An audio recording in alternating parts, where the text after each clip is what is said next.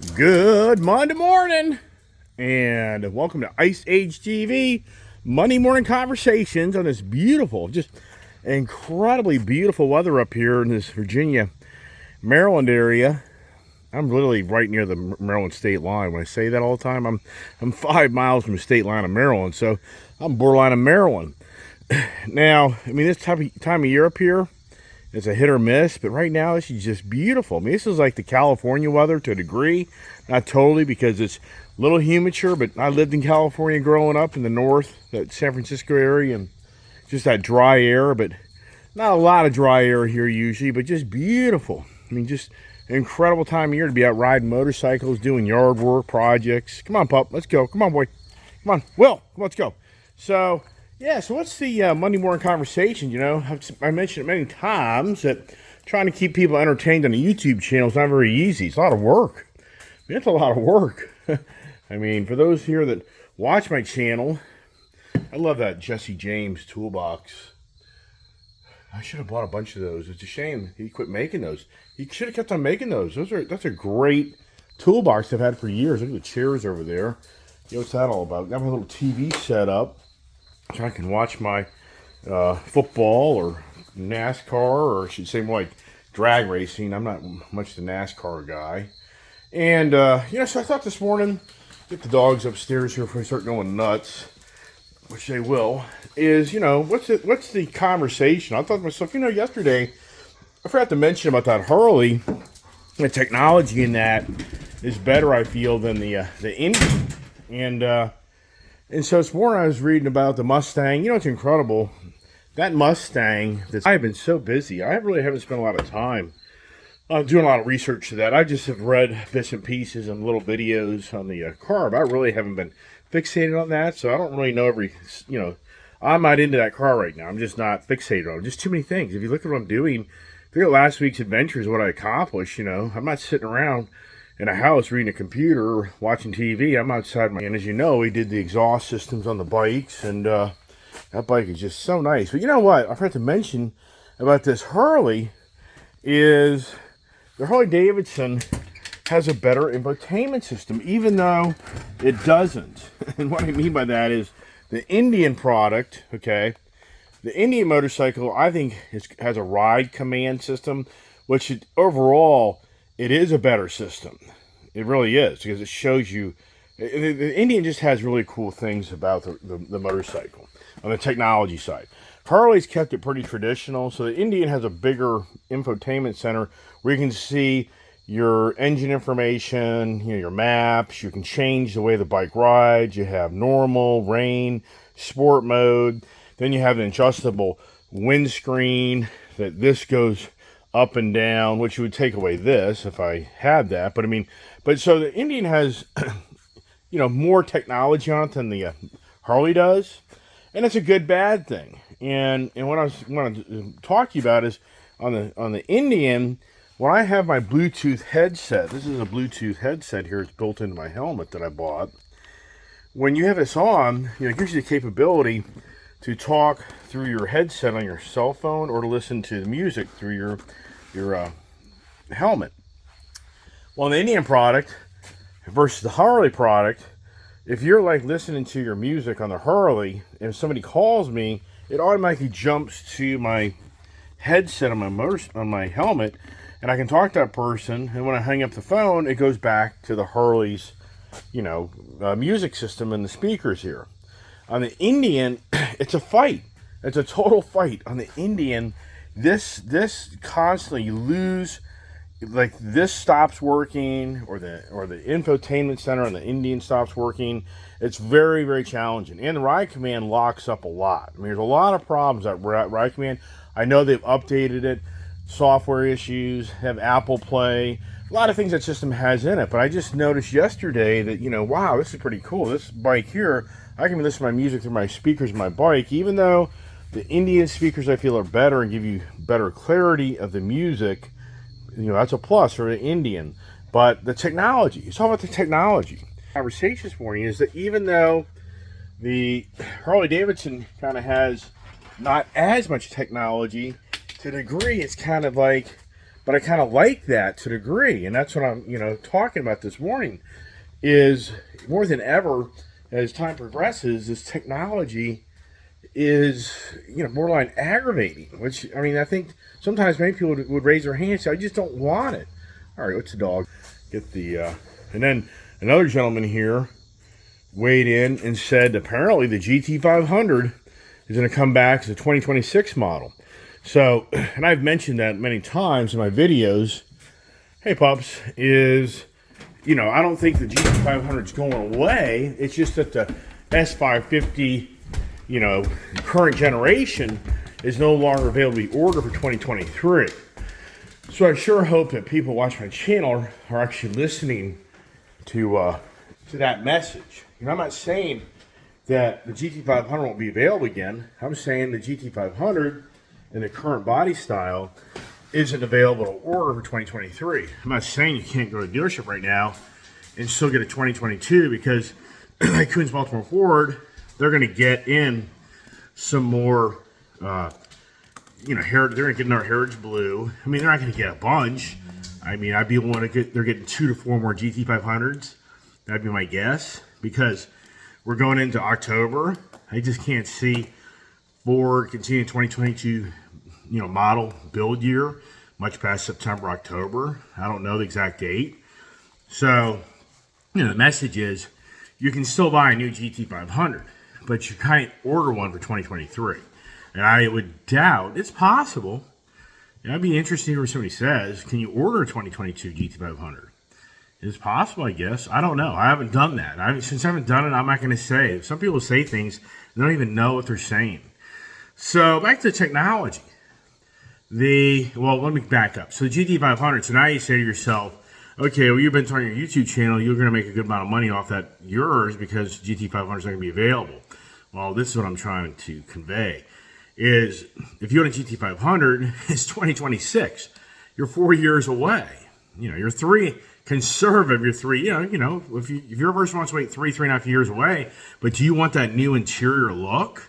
And that's the reason I'm talking about this. This is what spurred this conversation, not only from me yesterday, for getting to talk about my Harley and how I think that kind of real, not over the top, technology in that bike is actually more enjoyable to a degree, not totally, because the ride command on the Harley, on the Indian, is really nice, and you can change the different levels of how the motorcycle rides. So that's a huge thing. But I don't like the headset on my motorcycle pairing to the motorcycle's ride command. I don't like that. That's got a glitch. And then even on my Honda Goldwing, oh my gosh. I bought a brand new redesigned Honda Goldwing back in 2018. And the technology in that bike was just over the top. It was just too much. And it was the worst. It was the worst. Trying to get your headset to pair with that Goldwing's technology, and then you fought that thing like tooth and nail to get that thing to disconnect from your headset back to the motorcycle radio. It just was aggravating. Just too much technology. I mean, and for me, I have so many different cars and motorcycles and trucks. And what happens is, for me, it's so much technology, you can't even remember when you get on the motorcycle what to do. Like my Africa Twin. I've had an Africa Twin. I've had the Triumph. I've had the BMWs.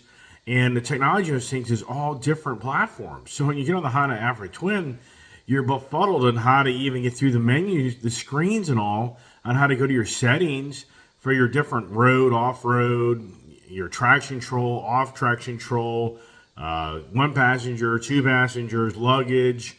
I mean, the list goes on and on and on how that bike, technology is so, it's just too much. So if you don't ride the bike every day or ride it regularly, you're lost on trying to get on that motorcycle and have really the settings that are really for what you want to ride the bike like. And same thing that Honda Goldwing. It wasn't so much that. It was more about just the headset on your helmet, which used to have walkie-talkie capability. Harley took the walkie-talkie capability away, I think. I mean, it used to be plug and play. We actually had to have a hardwired wire plugged into the motorcycle to be able to have your walkie-talkie capability between you and another rider, which is pretty cool. it's all advanced, and there's so much technology there. I'm sure you watch my channel. That's, I say this all the time. If somebody owns one Harley Davidson motorcycle, and that's all they own, and that's all they're fixated on, they're going to learn a lot more about it than I am, because that's all they have. And so you just get into great links and detail and information on that motorcycle. I just have too many things, which just too much information, and that's the point. I'm reading here in the Mustang, 7G forum now. I'm on the 6G forum, 6th generation 550 series. Now the 7G has been created because of the 7th generation 650 series. And I'm reading on there and how people really don't like that new Mustang's interior. They don't like the computer, basically the video game setup architecture.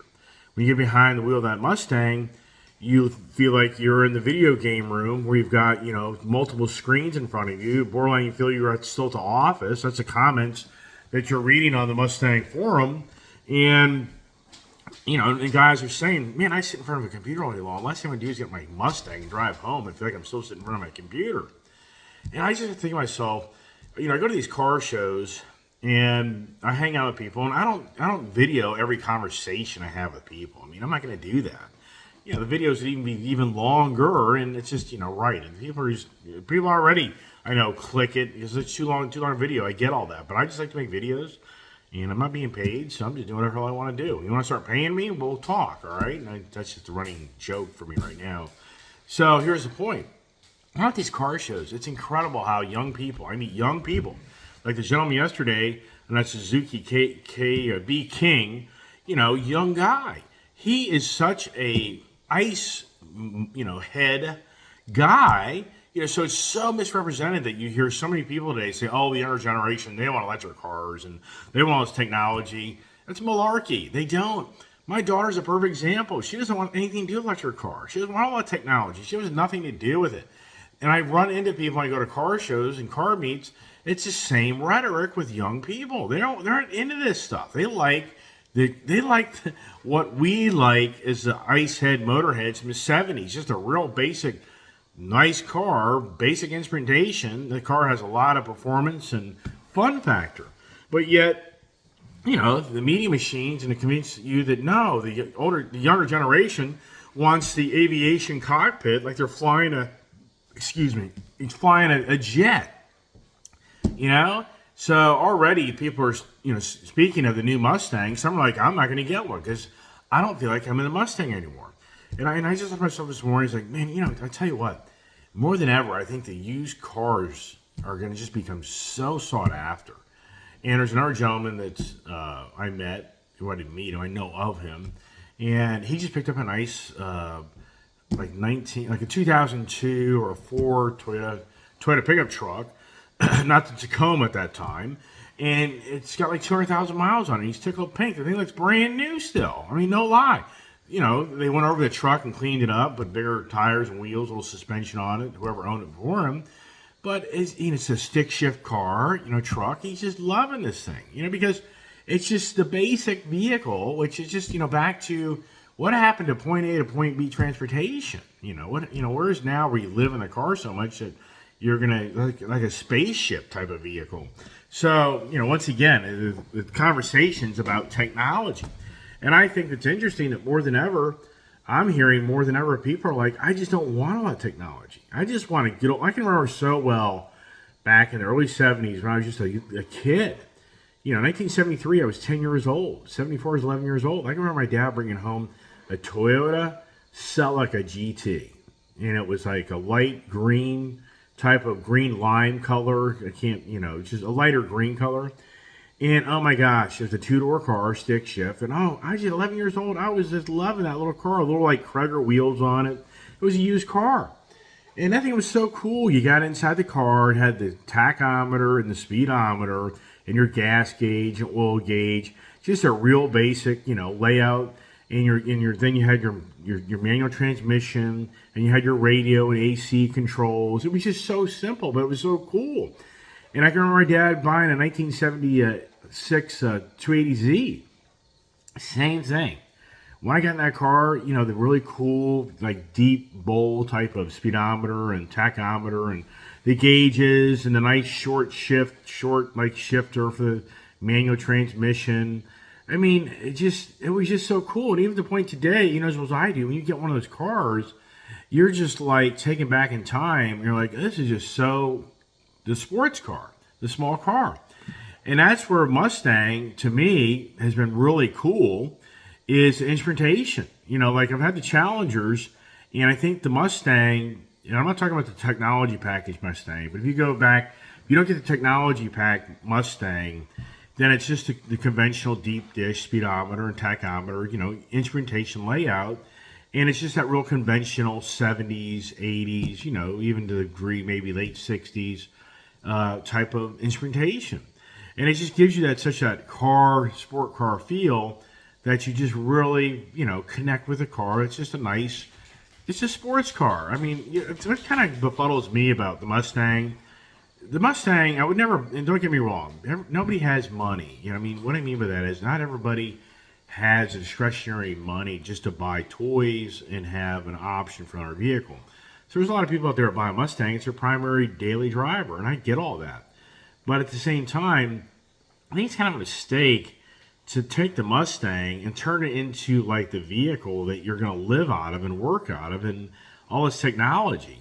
To me, the love of my cars has always been, once I got older, because when I was younger, I did buy a really fancy car, but it bugged the heck out of me that I had to drive it all the time. And I just hated that because I just felt like I was taking away the fun factor of the car, and I was putting a lot of miles on it and just wearing it out. So I just didn't like that. That's been one of my, challenges in life. You get a really nice car, and my way is, I like to be able to park it and only drive it certain times because it just gives me that much more of a fun factor and the passion of the vehicle I bought. And it's just that. And I've always enjoyed, like in the weekends, oh, hey, I'm going to go ride around on my Dodge Challenger or my Z06 Corvette. Like I had, Corvettes back in 2000, 2, 4, 6, 7, 8, 2015. And those are not vehicles to go, really.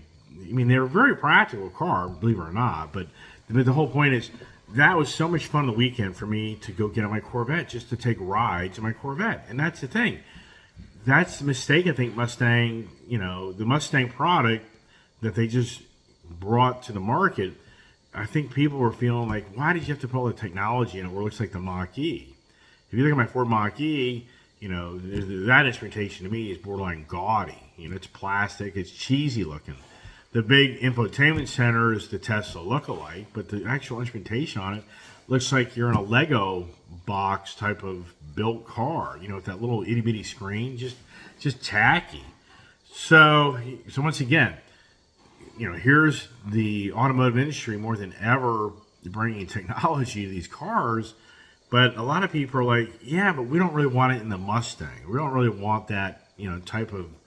And then it was funny. Somebody posted in the forum a picture, I think, like the Camaro and a Mustang. And it's funny. And there's like 3 or 4 different interior displays. And there's like only one engineer designing all this because all the cars had like the same type of, format of all that technology screens in front of you in this car, which I thought that's kind of funny that, yeah, one guy's designed all the new interiors of the cars. So, just this morning, I think it's interesting more than ever that we're in the age of incredible technology. Apparently, Elon Musk just got the Starlink GPS system. I have no idea. I could be totally wrong what I'm talking about. I'm just taking assumptions. I'm just taking assumptions that Elon Musk, with all his space, race, I'm assuming, because he's a satellite guy, that they just put like a OnStar type of tracking system up in space. And I think it's called Starlink.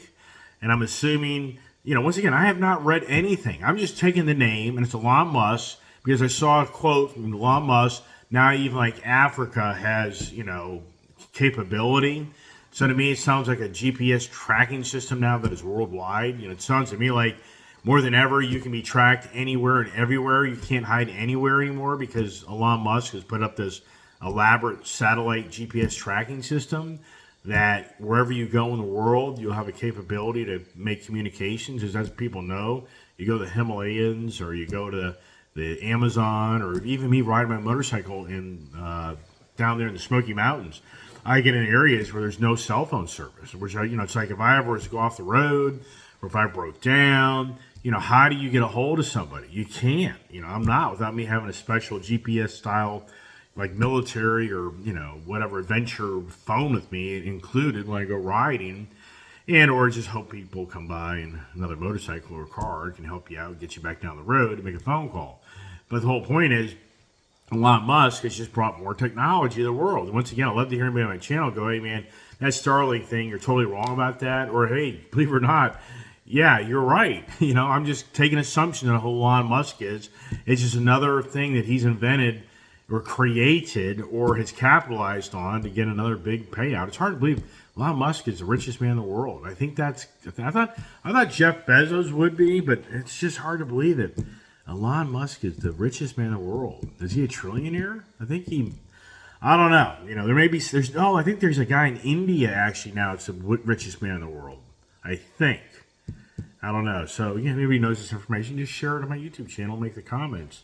So, yeah, I'm not going to make a real long video. There's just too much going on. And once again, bringing content to everybody every day. I like to keep my channel active. It's not easy because, what are you going to talk about? And once you just start posting videos of blah, blah, blah, blah, and I'm sure there's some that may say, yeah, you post the blah, blah, blah videos. Well, sorry, you don't have to watch it. But the goal for me is to share information, which I'm sure a lot of people on the other side of this, camera are like, yeah, I kind of know all about that. But at the same time, I've had some great comments. I had a gentleman here talking about the Cummins Ram trucks that I bought. He's weighing in saying, hey, just so you know, that Ram 2500 black truck you bought, it probably has the ASIN, the AISIN, ASIN, I don't know how you pronounce it, heavy-duty transmission. I know all about that because I custom ordered a 2016 Ram 3500 Mega Cab Dually, and I got the heavy-duty transmission set up in that truck because I don't like the regular transmission, those Cummins and those diesel trucks, because they break. You got to get the heavy duty, especially if you're towing. So the glimmer of hope, I need to look up the VIN numbers and get that information, but he's kind of implying that black truck has it. But that's great information. So he weighed in and gave me information. Other people have made comments on my channel. Another gentleman that watches me regularly, he's the one that said, hey, get this. The GT500 is coming back, and if I read it correctly, he said in 2025 you're going to order the new GT500 Generation 7 series for a 2026 model, which, that's good to hear. But at the same time, does that make my GT500, less valuable, more valuable? What does that do to that market? I mean, looking at the interior of the new generation Mustang, I don't disagree. It's not exciting. I mean, it's disappointing. I think they should have kept it really just retro looking. I mean, that's what people want. People more than ever want retro cars and vehicles, and even the younger generation. I was telling a gentleman yesterday that it so much reminds me when I was a kid in 1983, and I picked up a 1971 Cuda. That was so exciting for me that I met a person that was like the second or third owner of that car, and the car was in respectable shape. It had the rusted out pan in the trunk. That was, but for the most part, the car was in really good shape considering that the car was 12 years old. And I was like the third or fourth owner. And I just loved that car. That was so exciting. And, even though in the 80s they had they had the boxes and the smog machines. But anyways, so, once again, this is the conversation this morning about technology. And I think more than ever in our lifetime, people are waking up and thinking, you know what? I don't want all this technology. I just don't want it. And I just think, once again, that the used car values on unique vehicles are going to just stay strong and possibly get stronger. I mean, does the GT500 become even more sought after because it's still such a retro Mustang? And yeah, for me, the 2026 GT500, what type of power is that thing going to have? Is it going to be a hybrid setup? There's so many variables and unknowns. But at the end of the day, they're already at $114,000 for a GT500 track pack. So you go now, really 4 years. 4 years. Remember I talked in my conversations about the economy and inflation? Well, 3% is the average increase per year. That's the factor they use for inflation. 3% is typical. That's 12%. If you took $114,000, that's simple numbers. I already know it's more than 10 grand. Okay, $114,000 times 0.12%. That's 13,680. So 13,680 plus 114. So just 4 years from now, that car will be $128,000. Just simple math at 3%. If it's a track pack, and so for me, I think 4 years from now it's going to be $150. That'll be my guess. It's possible they could cut corners and cut costs. I just can't see it. Have they done that yet? I mean, sincerely, has the Mustang pricing gone down? Have car prices gone down? So you're going to tell me 4 years from now you're going to be able to, electric vehicle, that will definitely be a different story. Electric vehicle, yes. I think prices will come down because it's just about volume and competition. But for what we're talking about in the performance end, do you honestly believe that 4 years from now, Ford or Chevrolet or for Dodge, I mean, yeah, Dodge, the electric vehicle manufacturer, basically it's Tesla Junior, really. That's where it's all going. So, no way, man. So the next generation GT 500, it's $130, $140 easy, if not $150. It's not the track pack. Now, the base model, like my other magnetic that I have, it's like an $82,000 car. Yeah, is that thing going to probably come in under 100? Yeah, it probably will. Probably coming at that $95,000 range. So, anyways, hope everybody's enjoying my channel and my videos. And what am I driving today? That's the thing today. I was thinking to myself today, do I drive the Raptor today? Do I drive the right Chug-a-Lug, the Chug-a-Lug diesel? Ram 3500, duh. Do I drive the Mach-E? I might drive the Mach-E because too many miles on it, and I want to have options in that car if I want to get rid of it. And the Ram 3500, same thing. That's a truck with high mileage, and if I manage it right, I'll put 5,000 to 7,000 miles on it. So that truck won't hit 100,000 miles for, with me, at least 3, 4, probably 2, 3 years. Which, that's pretty cool because it keeps the value of the truck always in the back of my pocket. That, 2 years from now, the truck's strong in the market and it doesn't have over 100,000 miles on it. I think it's going to bring an extra $5,000, $10,000. But I just don't need to drive it every day. It's a lot of truck. And the kids drive the Mustang today because it's nice weather. She's like, should I drive the Mustang or a truck today? And I said, well, you got the beautiful weather right now, so I'd take advantage of it. Because those Mustangs, everybody knows the story. Sadly, my daughter, it was my fault.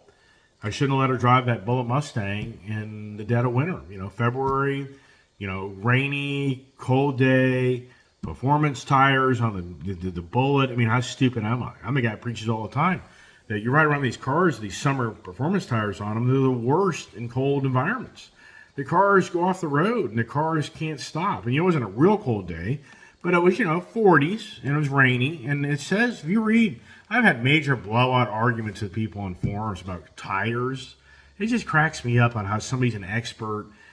They're an expert. So the manufacturer point blank says in the inner door of your Ford Mustang Bullitt or your GT 350 or your GT 500 or even the PP1 package on a GT Mustang, and point blank has a sticker in your door jamb that says, do not drive this vehicle with these tires at 40 degree or below temperatures. But then you don't argue all day long with a guy to say that's baloney, that's malarkey. You don't do that. I mean, it's just beyond. It's like, well, why did the manufacturer put that in the door? I mean, what's going on? You don't get that your tire isn't as efficient and it doesn't operate at the same in warmer temperatures, meaning the tire is a harder tire, so it's not going to stop. It's going to be more slick, so it'll go off the road on a rainy day.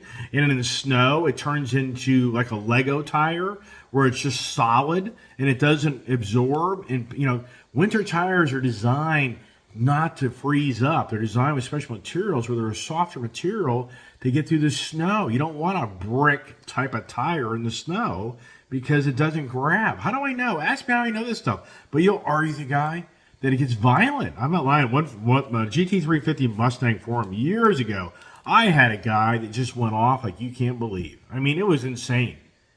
To the point that I was like, okay, you know what? I got a personal friend that owns a tire dealership. I called him. He called Michelin on my behalf. That's how serious this got. And he talked to Michelin direct because he's a big tire dealer. And they're like, you do not drive the summer performance Michelin tires, Cup 3 or whatever you call them, in the colder months. You don't do that. I mean, they're not designed for that. But this guy, the GT350 for him, he said I was full of it. I didn't know anything I was talking about. And he loves to drive his car all the time when it's 0 degrees or 100 degrees. You know, it's just like, okay, great, man. Hey, you can drive around your car with never change your oil. I mean, you can. You can do that. Yeah, I mean, you can do that. People do it. All right, everybody. Hey, thanks for watching my YouTube channel. I got to go to work. And do I make any more videos today? Yikes, right? What am I doing? Yeah, what am I up to next, right? Hey, once again, thanks, and everybody have a safe day, and we'll be back.